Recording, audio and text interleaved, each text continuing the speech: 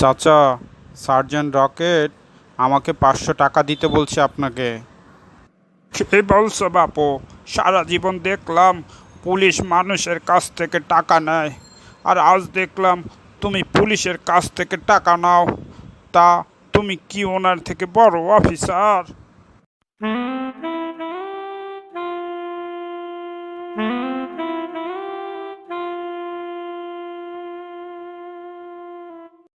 অনেক দিনের কষ্টের সফলতা আজ পেলাম। দীর্ঘ 5 বছর ধরে টাকা জমাচ্ছি একটা গাড়ি কিনবো বলে, আর আজকে কিনেই ফেললাম। যাই, নতুন গাড়িতে বউকে নিয়ে একটু ঘুরে আসি। বউকে তো বলেছিলাম বাড়ির সামনে রাস্তায় এসে দাঁড়াতে, আসছি কিনা একটু দেখি। ওই তো বউকে দেখা যাচ্ছে, সে দাঁড়িয়ে আছে একা একা রাস্তার পাশে। বউ, গাড়ি দেখতে কেমন হয়েছে?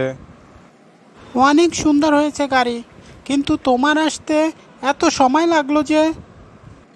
কি করব বলো, রাস্তায় যে জ্যাম, তার উপরে আবার নতুন গাড়ি, একটু আস্তে আস্তে চালাচ্ছিলাম।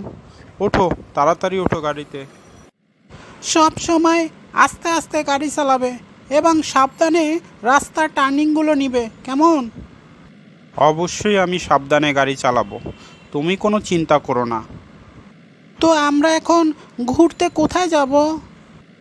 নতুন গাড়ি কিনলাম, একটু মাওয়াঘাট থেকেই ঘুরে আসি। তারপরে আবার ঢাকার ভিতরে সবচেয়ে ভালো রাস্তা হচ্ছে ঢাকা মাওয়া হাইওয়ে এক্সপ্রেস। এই রাস্তায় গাড়ি না চালিয়ে কি আমি বাসায় ফিরতে পারি আজকে? তাই একটু মাওয়াঘাট থেকেই ঘুরে আসি।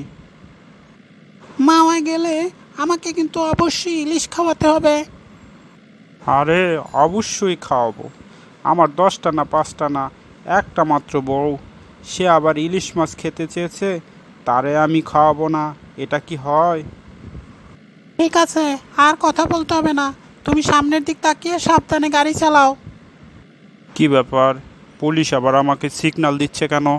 দেখি তো কি বলে। আপনার গাড়ির কাগজপত্র এবং ড্রাইভিং লাইসেন্স নিয়ে বাইরে আসুন। স্যার, ড্রাইভিং লাইসেন্স আছে, কিন্তু গাড়ির তো কাগজপত্র নেই। গাড়ির কাগজ নেই কেন? কাগজ ছাড়া গাড়ি চালানো তো বেআইনি কাজ, আপনি জানেন না? জি স্যার, জানি, কিন্তু গাড়িটা তো আজকে শোরুম থেকে কিনলাম, তাই কাগজ নেই। তবে আমি কাগজ করার জন্য টাকা জমা দিয়ে দিয়েছি। সবই ঠিক আছে, কিন্তু কাগজ ছাড়া যেহেতু গাড়ি চালাচ্ছেন, তাই আপনাকে 500 টাকা জরিমানা দিতে হবে। ঠিক আছে স্যার, আমার কাছে তো 1000 টাকার নোট ভাঙতি নাই। আমি ওই চাচার দোকান থেকে টাকাটা খুচরা করে আপনাকে 500 টাকা দিয়ে যাচ্ছি। শোনো, আমাকে দিতে হবে না, তুমি ওই চাচার দোকানে গিয়ে 1000 টাকার নোট দিয়ে আমার কথা বলে 500 টাকা নিয়ে যাও, কেমন? Okay sir. আজ একটা সুযোগ পাইছি, অনেক নিরীহ মানুষের কাছ থেকে তোমরা অন্যায়ভাবে টাকা নিচ্ছ, তাদের কষ্টটা একটুও বোঝার চেষ্টা করনি। আজ আমি তোমাকে সেই কষ্ট বোঝাবো।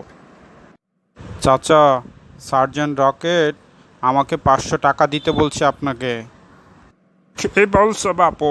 সারা জীবন দেখলাম পুলিশ মানুষের কাছ থেকে টাকা নেয়, আর আজ দেখলাম তুমি পুলিশের কাছ থেকে টাকা নাও। তা তুমি কি ওনার থেকে বড় অফিসার?